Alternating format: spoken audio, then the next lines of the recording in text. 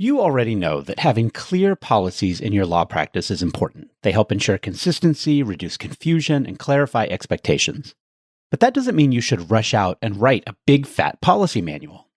In today's episode, I'm back with Tim Lennon to talk about why the better approach is a collaborative one, a process of co-creating working agreements with your team and even your clients, so that everyone's aligned on what needs to happen and how it's going to get done.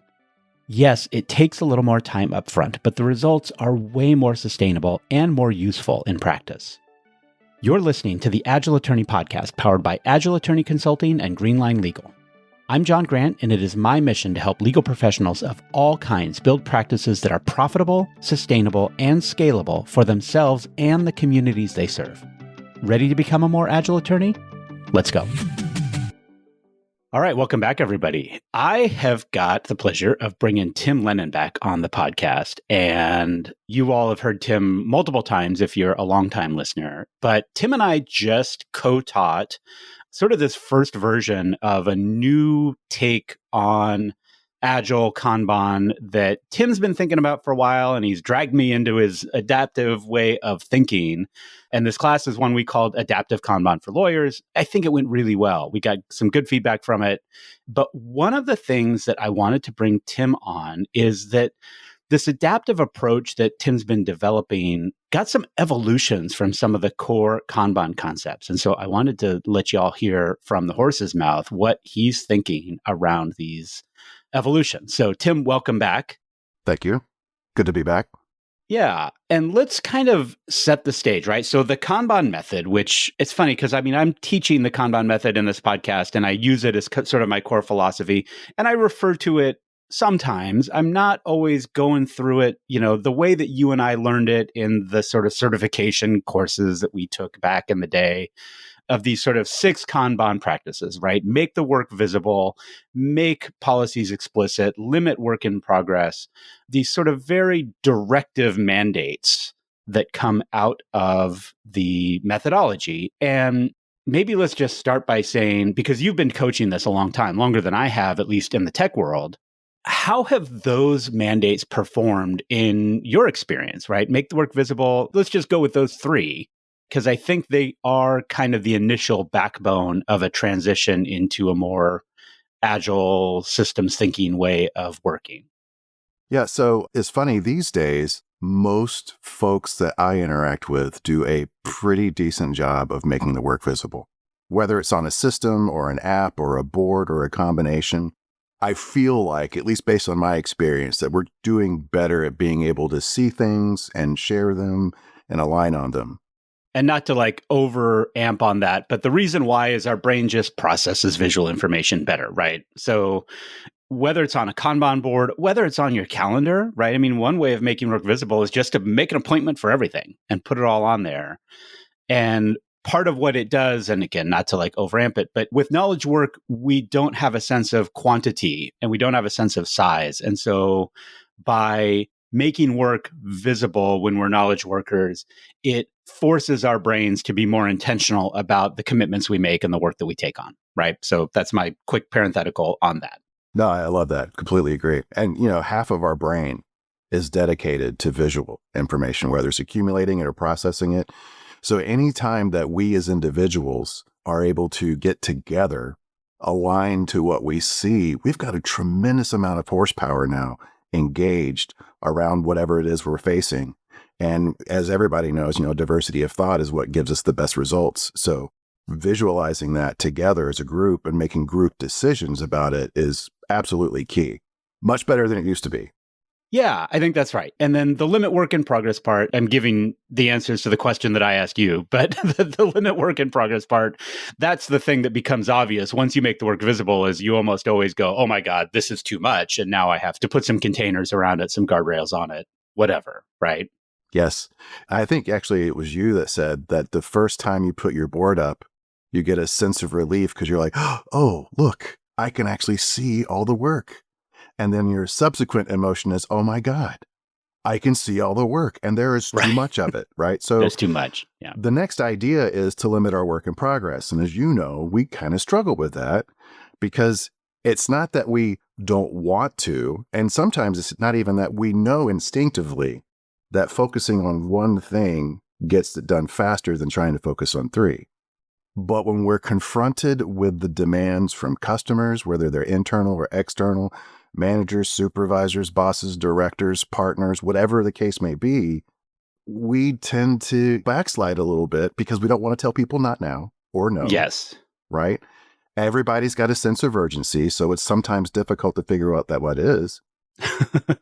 Although I talk about that as urgency signals, right? People have learned how to hijack processes by giving urgency signals, whether or not something is genuinely urgent. And that's what you and I would call an anti-pattern. And I've used that word in the podcast before, but it's something everybody does, even though it's not a great thing. Yeah, limiting work in progress isn't about escalating it to expedited or emergency work, right? Like, it's just we've got to keep it down so we can focus better. And to get there, we have to agree, right? So the first step is seeing it so we can see the problem. Now we can have some discussion around what we want to do with it, AKA limiting how many things are in process. And then the next step is getting to that agreement. And what we do in the Kanban method, we talk about making policies explicit. And, what I've found over the past, 5 or 6 years of literally training this stuff is that, especially with our folks in the United States, make policies explicit tends to hit a little differently in the States than, at least in my experience, than it does with our European counterparts. What we're actually trying to say and make policies explicit is make agreements unambiguous. That is the explicit nature of a system policy. It's the unambiguity, it's the clarity, it is the fact that it's simple and easy to apply. Sometimes we get trapped in these if-then kind of trees of decisioning for what something should happen, when in reality, it's about agreeing to what the problem is, agreeing what our next step is, and not just creating a policy, right? Policies require enforcement. And most of us instinctually feel that. How many times have we heard something's against the policy or that's not our policy, not within policy? And so we tend to make policies kind of an adversary, when in reality, they're the only tool we have to change the way our systems work and function. That's fascinating. So that's unlocking for me because obviously in legal, right? And I've dragged you into working with more and more law firms, but you weren't working with law firms before I showed up in your aura, in your orbit. Obviously, law firms, we love our policies, right? I mean, we like clear, unambiguous statements, but oftentimes the way we get to them is through more and more and more, right? And it's funny, I've talked about this with other folks this week, but there is a book, and I won't call out the organization behind it, but it's a very common lawyer industry group that is basically a $180, 300-page tome full of example law firm policies and procedures. And when I cracked it open, the first thing that struck me was that it looks just like every other legal resource that I learned how to use in law school or in practice, where it's this wall of gray and lots of bulleted and numbered things and maybe indents and subparts and really maybe clear and precise language that, as I look at it, has no prayer of actually succeeding in the workplace because it is just a wall of gray. It's far too complicated for anyone to follow. And so it seems that the purpose, through the lens of this lawyer trade group, right, which is full of eminent lawyers doing their thing, it seems that the purpose of those template policies is to CYA the managing partners or the office managers of those law practices that will be implementing them, not to actually accomplish the thing that the policy or the agreement is meant to accomplish. And we actually have very similar issues in the information technology space. And one thing that I have seen personally and have friends experience is this tendency to, we see something. Well, first of all, let's agree that every process yields the results that it was designed to yield. And we hope it yields the result it was designed to yield. And this is like part of the dialing it in is actually, I can't remember where I first saw it, but it's this notion of, well, when you are coming in as a consultant, right? So you learned this probably same as I did. When you come in as a consultant, we want to start with what you do now. We want to meet people where they are. And one of the ways that I was taught to do that is to figure out what are the policies as they're actually practiced, not as they're written. And the description that was given to me is, imagine the college quad that's got all the really nice designed concrete walkways going through it. And then inevitably there are the dirt paths that the students are taking that actually get them more efficiently from point A to point B. And when we're coming into a new organization, we want to know where the dirt paths are. That's right. And, you know, the funny thing I have to add about that too, and I think is important to remember is even as we're thinking about policies, human beings, especially when they are on autopilot, have a natural tendency to follow the path of least resistance. That is why the dirt paths emerge, right? It's because they're just trying to make it a shorter path, even if it really isn't. The perception that it's shorter. The sidewalk only works when everybody agrees to use it. I'd like to use speed limits a lot when I talk about policies in class. A speed limit is a policy, right? For a specific section of this road, you must do this speed. Now, here's my question. What makes you do the speed limit, right? If we don't agree that this is the right speed for this place, we're not going to do it. Even if it's the law, right? Like we know it's the law, we know it's the ticket, but we still want to do it. So that's the challenge that I found. First is this, I don't want to badmouth supervisory approaches or managerial approaches, or sometimes we have to give direct supervision, right? When we've got folks that haven't demonstrated a behavior, we got to show them the behavior. But frequently we'll bump into a problem. We'll immediately say, oh, I know what that problem is. Here's a policy. Let's never do that again. And then we bump into another problem, another policy, another problem, another policy, and it starts to spin out of control where we feel like we're just trying to keep the wheels on. At the same time, we're trying to improve things. At the same time, we're trying to deliver results. And usually it's been because in our haste to come up with a solution or a policy that will solve a problem, we go right through it. We guess and hope it's going to work. We put it in. And then the next thing you know, you're back to bandaging hole breaches, right? Like you're taking on water and you don't know where the actual problem is. So yeah, that's the compounding nature of them. Totally. And I've thought about it in a slightly different context, but I've done a lot of work in thinking around the access to justice gap. And one of the points that I constantly make is there is a spectrum, and at one end of the spectrum is public protection or protecting things from going bad. And at the other end of the spectrum is accessibility and usability. And the more you work towards protection, and the thing that can shorten that spectrum is good design, right? And good collaborative, I think, negotiated agreements, right? The thing you talked about, getting the diversity of thought into the room to see things from different approaches will get you to that place. But if you're not intentional about that, then everything you do in the name of protection, right? Risk reduction, which lawyers love, right? We are built to spot and try to account for risk. But every little layer we add makes it harder and harder to use. Mm-hmm. Yes. Yeah, because we're adding complexity. And here's kind of what I feel like a lot of people take away from the Kanban method proper. When I approach the Kanban method, I don't see it as 6 individual practices. I see it as a sequence. So first we see the problems by visualizing the work. Now we know we need to limit the work in progress, but to do that, we have to create a policy. When we just create a policy, it's not live yet, right? So what's our next step? After we create a policy, we want to have a feedback loop about it. Let's talk about it. Will this work? Let's have an experiment.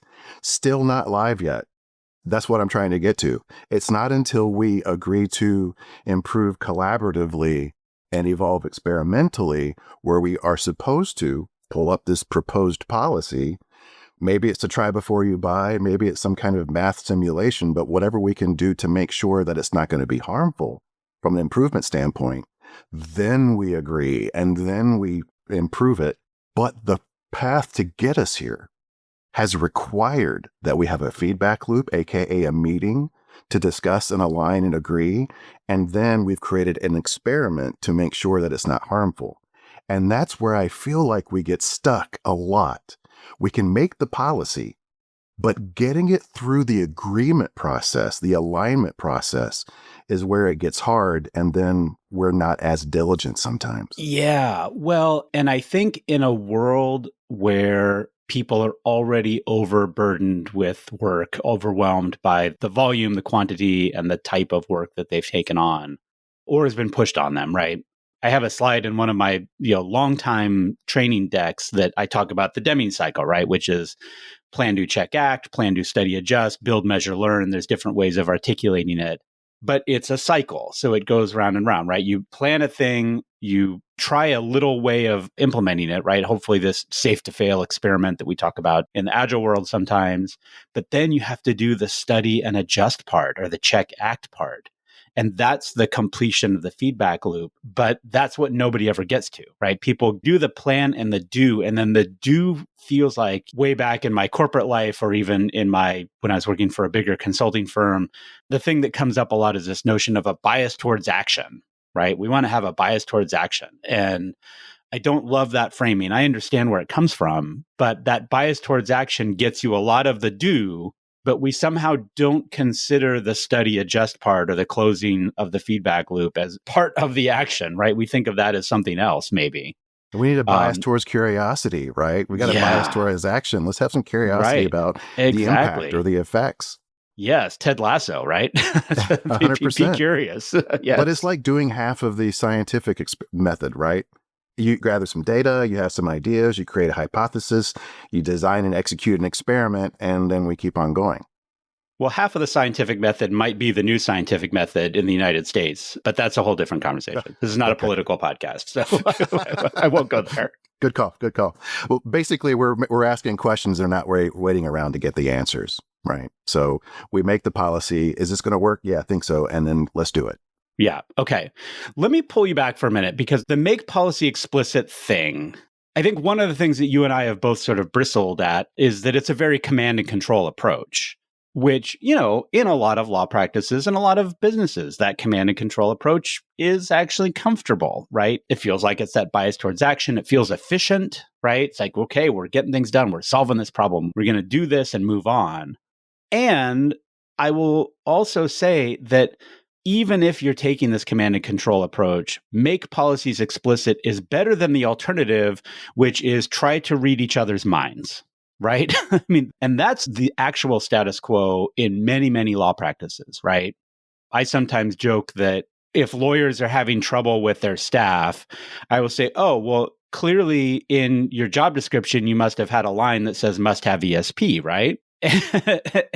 and of course, they say no, right? They get the joke. But it's natural, right? The things that seem obvious to us, and especially experts of any kind, but lawyers who have lots of training and knowledge and experience. And so we just kind of know things in our bones at some point, right? Because of where we are on the expertise cycle, that our team members, our staff members, maybe our more junior attorneys, whatever, they're just not there yet. And lawyers can get frustrated. I will use the we, it happens to me sometimes too. It's like, oh, how can you not see that? Let me put it that way, right? How is this not obvious to you? And the answer is, it's just not, right? You don't have to know how it's not. You have to just accept that it's not obvious. And so when I do this work with my law firm clients, I will sometimes say it's like I'm trying to cast the Harry Potter spell that pulls what the lawyer knows out of their heads and puts it in the bowl, the pensieve, so that other people can, put their face in there and actually see what's going on. You've evolved it. So we've gone from make policies explicit to the terminology you're using now and that we used in this Adaptive for Lawyers class is negotiate working agreements. So tell me about that evolution. So it actually starts way back when I'm going to say, without dating myself, Agile and Scrum were still relatively new. Everybody was still kind of figuring it out. And I have had the good fortune and pleasure of being able to help stand up dozens of Agile teams without being exaggerating at all. And one of the things that I started early on was this idea of creating working agreements. Now, in those days, we weren't talking about systems really. We had a process, but we weren't talking about systems and we weren't talking about policies. In those days, policies were things that the company created. We didn't think of what we did as a policy. So when we would have a team kickoff meeting, we would create working agreements. And in those days, they were designed to help create a structure around which all the team members could align on the work and to one another, and to also set up some guardrails for people. So one of the things very common is we want to have a daily stand-up meeting for 15 to 20 minutes every business day, right? We create a working agreement and we vote. We do Roman voting, right? And so that means if people are in a thumbs down mode, that forces us to negotiate to either halfway or to a thumbs up. And if it doesn't get negotiated and we don't get all thumbs up, guess what happens? We don't do it. We're not ready yet. We're not ready yet. And so it's not even a we're not gonna. We're just not ready. It's because we don't have that shared understanding yet. That's right. So what we would do is as the team evolved, as we grow, learn more about the work, learn more about each other, learn about our process and our partners' processes, right? Because we depend on external experts very often to do things for us. We would continue building them into working agreements at every retrospective. Is this something that we should keep doing? Feels like it, yes. How do we know it's going to continue working? I will go do some math or whatever the thing was. We would go spitball it, make sure it was going to be okay. And then based on those results, welcome back to consensus-based voting again. We're going to do another Roman vote to make sure we're in alignment and it's good to go. Yeah. So it's that getting back to feedback loops, it actually begins with the subjective feedback loop. So I think that's one of the things that maybe people miss is that when we talk about feedback loops and scientific style experimentation, people's brains immediately go to, okay, there's going to be numbers and I'm going to have to do math, right? And you know, that's true in a lot of places that we don't like that. But in legal in particular, there's the cultural bias against some of it, or at least a stereotype against it. But starting with the subjective is totally valid. In fact, it's probably correct. And I will say that I still think there's a role for the numbers, the data, because I think that will tend to validate or invalidate our subjective feelings. I've run into both things where it's like, okay, I'm feeling this thing, I don't know why, and I can bring some numbers in or some graphs in that says, yeah, explains what's going on. And then people feel totally validated. It's like, oh, or there's other things where people are like, oh, I feel like we need to do this, right? And maybe I need to add this layer of protection in order to solve for some risk. But I could maybe bring in numbers or we could find some information that says, okay, like, yes, you have spotted a potential risk, but we've looked back X number of months or X number of years, and the likelihood of that risk is extremely small. And so we don't necessarily need to build robust structure to solve for it. We can just kind of acknowledge that it's there without putting heavy layers of policy onto it. So anyway, that's feedback loops. So you're getting to, well, this notion of a working agreement. And part of why I like the term working agreements is that there's two interpretations of of that word, right? It's the agreement about how we work, but the agreements themselves have to work. Yeah. And you mentioned feedback loops. And a lot of people, I agree, they hear that phrase and they're kind of like, eh. But I just like to think of it as a decision-making meeting. It is a meeting designed to make a decision based on some information. So it doesn't have to be super fancy. It could be you and me on this Zoom right now. We're having a series of feedback loops reacting to what each other is saying. It's not nuts, right? So really, when we say we should have a feedback loop, number one, to identify the issue that needs to be addressed. And then number two, to talk about what we're going to do it. Those are really natural for us. So we don't have to think about it in terms of some feedback loop nomenclature, which creates sometimes language boundaries we don't want. It's just a meeting to make a decision. Well, And the other thing that I've observed, and I know that you've observed, is the feedback loop is going to come whether you plan it or not. And so, like when we talk about negotiating working agreements, and I think one of the objections to this idea of having the meeting and doing the discussion and having the Roman voting is, where am I going to find the time to do all that? Right? That seems like a lot of time and effort and coordination in order to get there. But if you don't do that, that work up front is the ounce of prevention that will save you the pound of cure when that feedback loop comes out of nowhere like a comet and smacks you all upside the head. I used to have, I won't call it a joke really, but I would kid around with folks because I would work with Scrum teams, you're familiar with Scrum, who were too busy to do retrospectives. Mm. And you're describing most of my clients, but yes. I know. And, I'm not going to judge, right? Like if you're getting results, you're getting results. And maybe that's the best you can do right now. And awesome. And when you're a little more mature, you might have to. But one of the things I say is, okay, so you don't have retros. So nobody talks about anything that needs to be changed or improved. Well, no, I mean, everybody knows there's tons of things. Okay, well, that means you're still having a retro, but you're having a decoupled and asynchronous retrospective, right? It's lots of people talking about it, but we're not aligning. And that, again, is where the power comes in this working agreement space. We have to align with each other and with the problem and then with the solution. Right.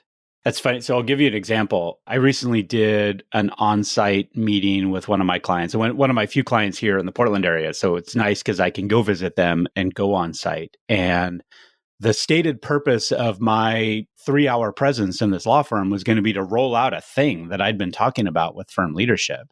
But when I got there, I just instinctively start all of my group discussions with a little mini retrospective, right? Hey, good to see you all again. Before we get started, let's just do a pulse check, right? What are the things that are going well for y'all? How do you feel since we last all spoke? And right, this is, again, it's not on a cadence per se, but then what are the things that aren't working? And something came up in that meeting that I immediately identified as a much bigger issue than the thing I was there to roll out. And I pivoted. And it's funny because there's two partners in this firm, and one of them was like looking at me side-eyed, like, what are you doing? Like, this is not what we're here for. You're going off script. You're not following the plan. And fortunately, I've built some trust with this organization, and they went with it. And we identified this gap basically in the initial setup process, right? Sort of from first client contact to the time where they're assigned a legal team to actually work on their litigation as a litigation firm. And there just were tons of assumptions, right? The intake person thought things were happening this way. The sort of the rainmaker attorney, the guy that's bringing in the work, thought things were working this way and that it should be obvious to everybody else. But then the attorney team that was actually taking over and responsible for delivering the result was missing tons of information that would help them in the strategy and planning and everything of the work. And then in the whole thing, the client was just sort of spinning, right? Because they were getting handed off and this thing and whatever. And so we've now spent the better part, well, maybe not the better part, but a good chunk of the last 3 weeks, like teasing that out and trying to just better understand what's going on. And in the most recent meeting I had with them was a Zoom call. Even though they haven't rolled, right, we've been planning this sort of new workflow, some policies to go with it. They have not rolled out yet, right, to the point you made earlier. However, the first thing that the rainmaking partner said is, this is going so much better, even though we don't have the policy in place yet. And the reason why is that the policy itself isn't the magic, right? It's the discussion and the shared understanding that's the magic. And the policy is just our best attempt at documenting what our shared understanding is. And I think that's fascinating to me. Yeah, it is. The policy can be a fantastic teaching device because in the early days, I'm going to say mid-2000s, we didn't have a lot of the word daily stand-up in our lexicon yet. That's everywhere now, right? Everybody does it, even if they're not doing Agile. Or a huddle or a Scrum, or right? a huddle, Whatever right? we call it. Yeah. But In those days, it wasn't common. And it certainly wasn't common that the guidance was going to be 15 to 20 minutes for everybody to talk, right? So we would, though, through the course of a team kickoff, I could usually sell folks on it. And so we would at least start with every other day, if not daily, just to get some muscle memory. See where I'm going? So we've created a working agreement that says we're going to have our daily stand-up. It's going to be 100% team participation every morning at 9:30. And if you can't make the stand-up, this is important. This was the team. If you can't make the stand-up, email the rest of the team and let us know. I did not make that up. They created that. They agreed to it. Now, over the next couple of months, it's kind of hit or miss. Sometimes everybody shows up, sometimes they don't. Sometimes it runs short, sometimes it runs long. But after, guess how long? 30 to 60 days, I don't even have to show up anymore. And I know the meeting will happen. And it's because they've gotten the practice, and the policy, aka the working agreement, has allowed them to build some muscle memory. And in the course of doing that, now they hold each other accountable. Hey, where were you at the 9:30? Oh, this, that, and the other. You didn't send an email, man. We were that starts to happen. So we don't even have to be the boss anymore. If we create better yet, if we propose the policies that our associates and team members and employees agree to and align to, we don't even have to write it up most of the time. To your point, people agree to it and they're like, oh yeah, we should be doing this. And they just build that practice themselves. Well, and it's coming back to your traffic analogy. It's interesting, right? Because there are multiple approaches. And I can give you an example, right? I live near a city street, Hawthorne Ave, Southeast Hawthorne here in Portland, that has a long stretch where it is a 4-lane street in a mixed commercial residential neighborhood. And they recently put signs on it that have reduced the speed limit to 20 miles an hour. But there is nothing about the visual signals happening on Southeast Hawthorne that tell people that this is a 20 mile an hour street. It's a 4-lane road. And so people are regularly going 30, 35 up and down this thing. And the proposal, or one of the proposals, is, well, we should put speed cameras on it and that'll teach people. And all that's going to wind up doing is catching lots of people who are going 30 and 35, right? And it may cause some people to slow down, and the neighbors who drive it frequently will learn. But the poor out of neighborhood folks that don't know are going to keep getting stuck, and it becomes this gotcha. Whereas just one major block over, right? Not neighborhood blocks, but kind of big city blocks over, is Southeast Division Street, where also has a 20 mile an hour speed limit, but the city has put in sidewalk trees and they've put in curb bulbs and they've tried to turn it into this sort of very pedestrian friendly zone. And people generally go 20 to 25 miles an hour because all of the visual cues and all of the sort of situational information that you get tells you that that's what should be going, right? So to your point, the speed limit sign on the road is irrelevant to the behavior of the team, right? It's how you set the culture. It's how you set the context. You also raise another interesting point, I think, in that for the people that have been using that route for any extended period of time when it was 35 miles an hour, they are more than likely going to be the people that struggle the most to accommodate the new speed limit, because they not only have muscle memory for their speed they're going, they're accustomed to seeing that speed limit sign come by and ignoring it because they know that the speed limit is 35, right? No flashing lights, no speed bumps, none of that. Then yeah, I'm going to do what I've always done. And that's why when we create working agreements to change behavior, that's why it's critical that everybody aligns, everybody understands, and everybody agrees so that we can get some help from each other trying to adhere or execute the vision of the policy or the guideline we've created. Well, and it's interesting because I think what you're getting at is that the behavior change stems from a new perspective. It stems from a mindset shift. Like, oh, I'm now right. And again, the difference between the two streets, because Southeast Division used to look just like Southeast Hawthorne, right? When I first moved to Portland, they were the same type of road. One of them has been significantly re-engineered and tons of grumbling along the way. Don't get me wrong, right? A lot of people that really liked using it as a quasi highway to get to the eastern parts of the city. But it is also now, whatever Food and Wine calls it, one of the best restaurant streets in America, which I appreciate because I live here, right? So things have changed, and it's not how it always was, but I think most people would agree it's changed for the better. There was and I can't remember if this was in Ohio or Illinois, but I feel pretty confident it was in the Midwest. And there was a similar street, it wasn't 4 lanes, but there was a similar street that went through a neighborhood that was heavily used as a traffic artery during commute times. Very residential, lots of people.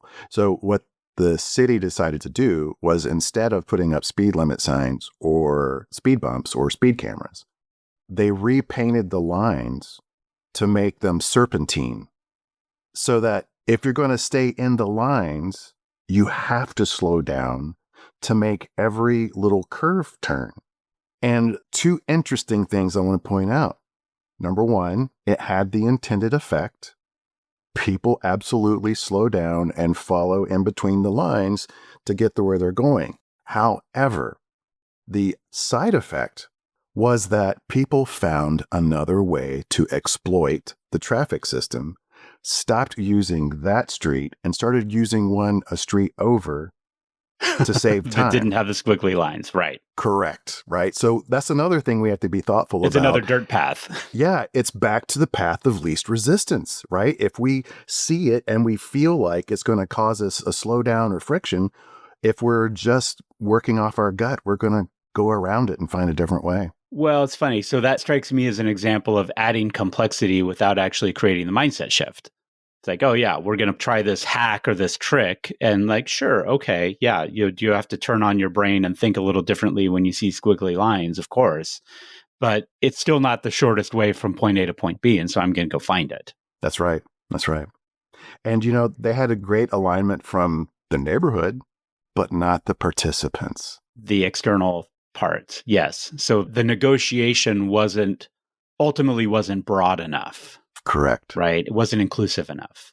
Well, Tim, I think we should leave it at that. I mean, I'd love to get a final thought on how you would approach this, negotiate working agreements, different from having no agreements, right? And just assuming things, but as an evolution from sort of the top down, push a policy into your system as opposed to develop a policy with the people who best understand the system and use the system. I think that we give ourselves too hard of a time with our expectations on the way things are going to work. And I say that for this reason. In a startup, and I'm speaking technology startup, things are crazy. They're crazy. They are all over the place.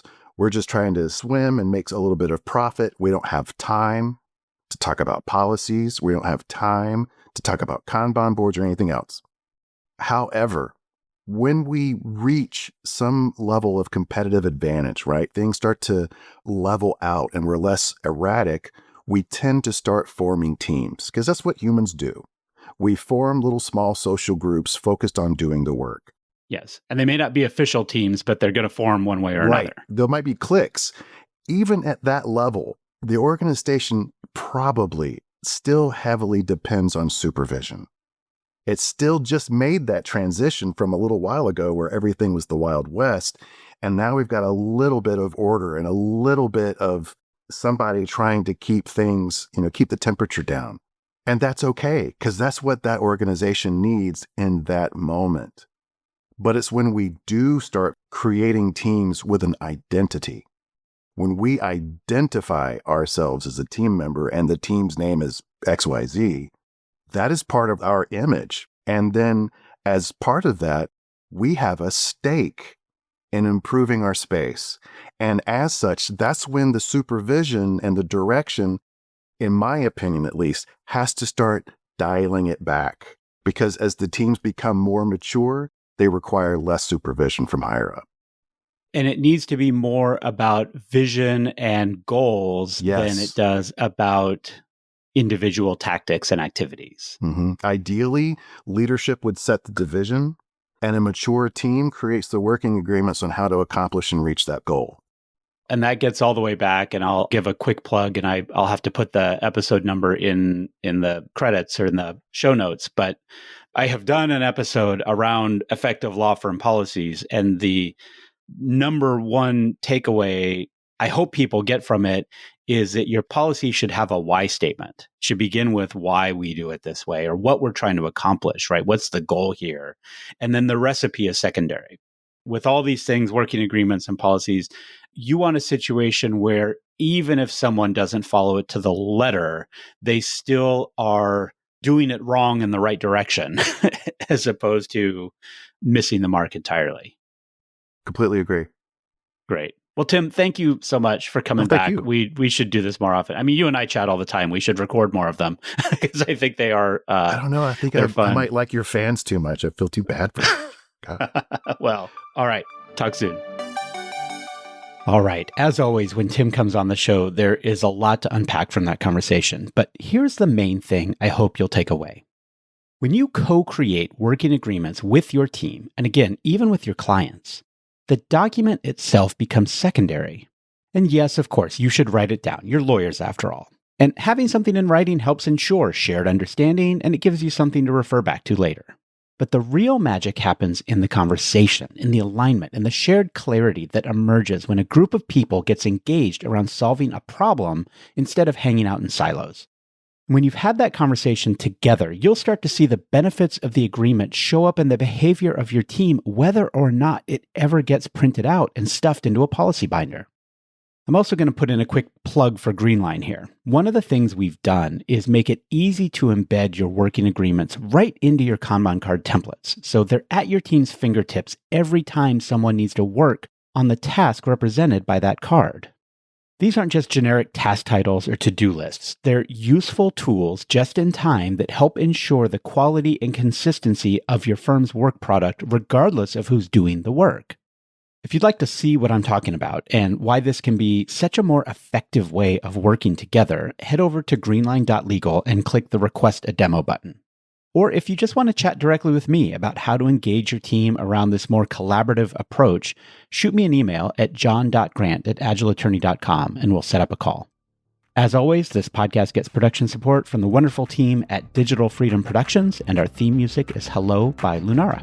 Thanks for listening, and I'll catch you again next week.